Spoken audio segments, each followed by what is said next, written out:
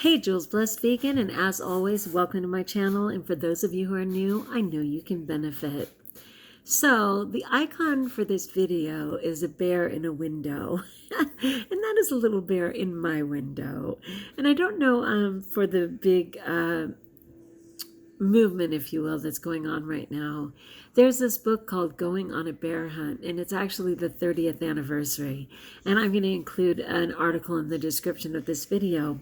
But as people started to become quarantined and they were trying to social distance and families were getting out a little bit more to go on walks, they decided to start putting the bears in windows or at the front door or wherever they could. And I put mine in my window so that when children were walking around, they could spy bears and they could count as many bears as they could find. And all of a sudden there were 70,000 bears from New Zealand to England to the United States.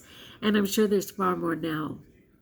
And it was just a really sweet gesture. So I've been doing random acts of kindness here at Jules Blessed Vegan as part of Lent, the 45 days before Easter, to get ready for the death and resurrection of our Lord Jesus Christ and the potential of salvation. And it's just bringing little tiny Easters to people during this time. And the random act of kindness that I'm encouraging for this video is that you put something lovely in your window. It doesn't have to be a bear, but many children in particular are looking for bears. But if you just want to make your window beautiful, just to inspire someone's day or to bring a smile to their face, my niece took a bunch of colored paper and then she took that blue painter's tape and she just colored her window with all of these snips of paper with the painter's tape. It looked like a stained glass in a cathedral. I'm not kidding you. And my niece and nephew, I'm sure, had so much fun helping her do it. So just something joyful. If you are a person who celebrates Easter, it is honoring Christ with something really beautiful to welcome him. Because my gosh, it is a really difficult time. For me personally, this is Holy Thursday. I mean, that's true for anybody, but my take on it is that in any Catholic church, anywhere in the entire world on Holy Thursday, the Mass is super long. It's like 2.5 hours or 3 hours. It just depends, because they have what's called RCIA, which is Rite of Christian Initiation of Adults. So all year, adults, and they're a very vulnerable child within themselves, I'm sure, adults prepare to be welcomed into the church. So maybe they're returning to the church. Maybe they, were baptized, but they never finished in their confirmation.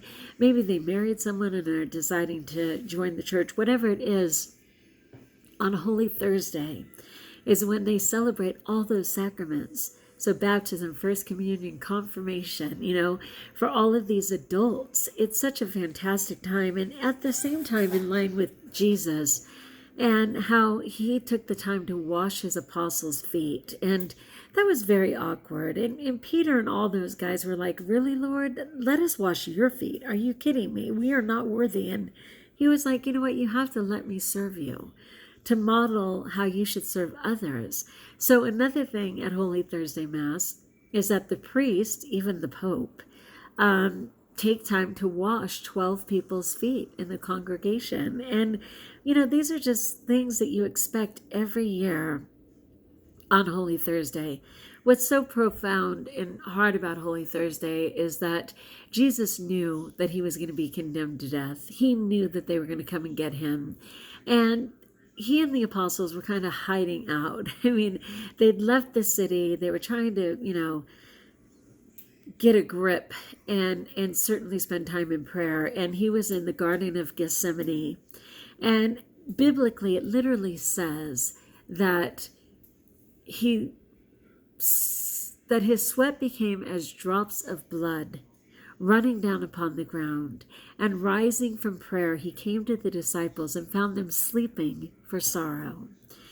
What is that? Luke chapter 22, verses 44 to 45. I pray that's right. I'm quite sure. Anyway, so yeah, it not only did that happen, and of course they put him in shackles and took him away, but just prior to that happening, he actually celebrated the holy meal of the Eucharist, which has become the Mass, where he literally said, take this bread and eat it, for this is my body, which shall be given up for you. Do this in remembrance of me. And it's also where he absolutely created the new commandment that thou shalt love one another, as I love you and love yourself. I'm just like, wow. I'm not going to say that I'm lost at this time. I'm just astounded by it. I'm good for saying, hey, look, the church is within us. But I'm one of those people who loves the building and loves the pomp and circumstance and loves participating in a Mass and rejoices to no end in receiving communion with the body and blood of Christ. Like, that's me.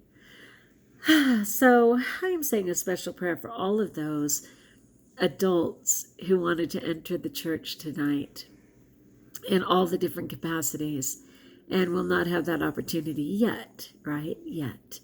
All right, so happy Holy Thursday, because even though it was very difficult for Christ, of course, to be condemned and jailed and everything else, and how the next couple of days are very dark, and I'll be sharing a little bit about that, it was also amazing because he gave a new commandment, because he changed the Eucharist into his body and blood for us to celebrate for all of eternity.